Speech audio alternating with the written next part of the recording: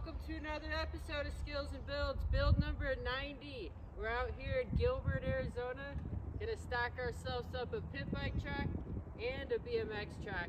BMX track going over here, around 110 foot, with one straight on each side, rhythm section, and jump straight on the other side. And then we got the whole rest of this place to build ourselves out a pit bike track. We're looking at 35 to 45 loads of dirt, and we're looking at a 1 week build. We're about to get started, so we're building up our straightaways and watering everything in. I've spread out some dirt to fill up these moats, and we'll take you guys along the way and try and give you guys the best build video we've ever done. So let's get into it.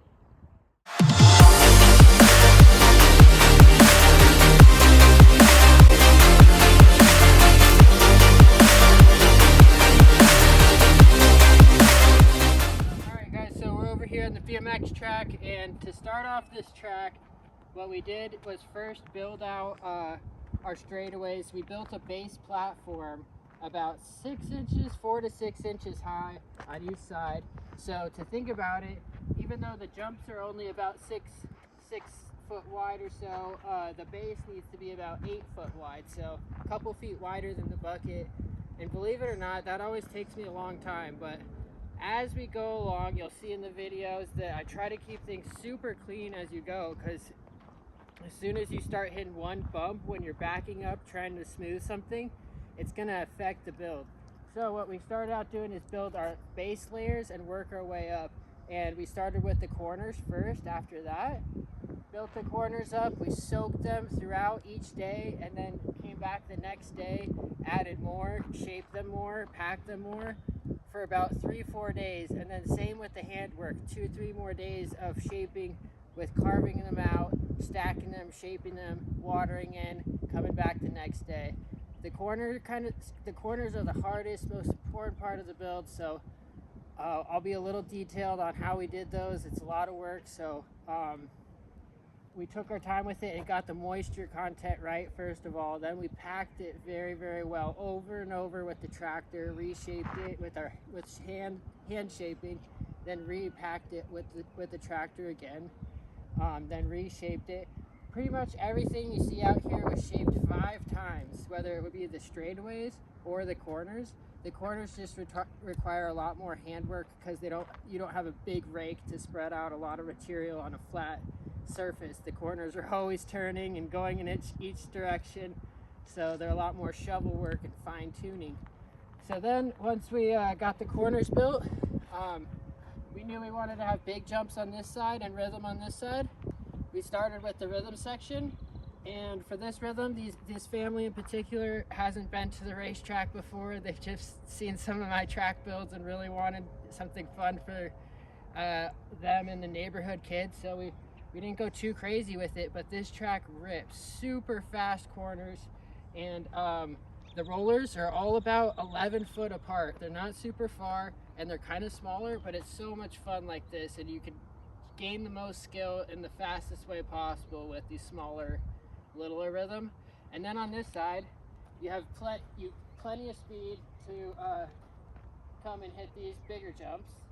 And how I built all these jumps was, again, I built a platform, drove over it over and over and over, smeared it out, drove over it, watered it in, came the next day, topped it, shaped it. But there's so much detail in driving over it and over it and smashing the dirt over and over, packing it.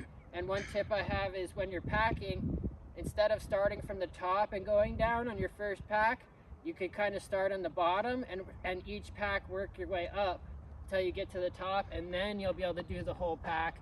You could add a dash more of dirt here or there where you need it and keep smearing it out. But you'll see in the builds, in all these time lapses, I'm spending forever on one little roller, and it doesn't seem like it, but you'll see me dancing around a lot. But it's because I'm packing it in so much so that we just have to add a little dirt, rake it out, clean the surface, and so on. Now this in particular build, the rock was very rocky. We had tons and tons of rocks, so that's why we had to rake it out 5 times, and that's how you can see we got this perfect finish. We took a vibrating plate to it with some some tarps we laid down, which you won't see in the video, but we did take a vibrating plate over these with some tarps when the dirt moisture was at its best. And then the corners, we soil tacked these corners. So we put a soil tack slurry, a chemical hardening agent, in with some very fine powder that we sifted out, and made up a slurry pretty thin, and then do multiple layers over it, filling in all the low spots and just trying to soak it in as much as we can. This process took us over 2 full days just to get these 2 turns done. So I'm talking like 15 hours of work or something crazy. So if you want this done, it's worth the time, because it gets it so smooth, so grippy. We should go look at how grippy it is. Normal corners are very slippery, and these are so grippy that it's not, unless you find something that's actually like a little powder on the surface. These turns are so smooth and grippy, but never need to be watered ever. And I think they'll last a couple years until they need some new coating on it. So then the BMX track, you could see there's good drainage on it because we built up the base on it. And when you need for this track, they only have to water these jumps right here, which keeps it really simple. And for BMX tracks, they're the hardest by far to build and to work on. So for my clients from now on, I'm trying to keep it as simple as possible and just trying to build these corners so that we never have to work on them. Now let's get to the pit bike track. This pit bike track is about twice the size of the BMX track, and it's pretty cool how it turned out. Again, this is for like the neighborhood kids. This isn't meant to be a national pit bike track, but there's a lot of sweet lines. I built a whoop section at one of my client Charlie Ferrera's track houses, and it was a rhythm section very similar to this, and I'm like, how cool would it be if we had 6 rollers? Charlie's has 5, and we stuck in an extra roller, and so they'll be able to double the whole thing, or we'll be able to blitz it and hit it like a whoop section, or kind of mix up a different line of blitz it and then maybe double out, or whatever you want. So I know we didn't kind of go over the whole layout. I'm just going to walk you guys through it. Alright guys, so just walking you through the whole build from one straight at a time. This roller section, how we built it was similar to the BMX track, how I worked it one day really well with the tractor, soaked it a lot, and then came back the next day, reworked it with the tractor. Then Kain over here, he raked to it for hours, raked out the rocks, then we took the tractor over it again, hitting it both directions. So as you can see, when I build stuff, I really use the tractor to its maximum potential.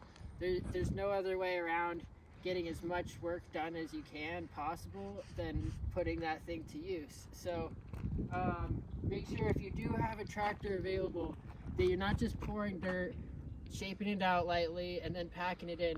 Pack the crap out of that thing, work it from every angle, take your time with it, use every hour you have it rented, and then here we go. We come around these 2 outside corners, and then we have our biggest kicker on the track, this tabletop. It's probably maybe 13 feet, if I had to guess. Nothing too crazy, but definitely the best trick jump on the track. Try to put a good sized lip on it, and you know, the longer straightaway. Then we have the camel jump over there. Let's go check that thing out.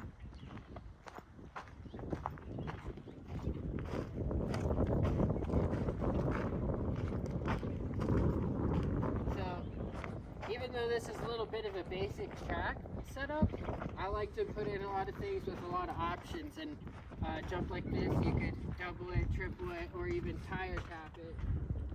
And pretty fast corner.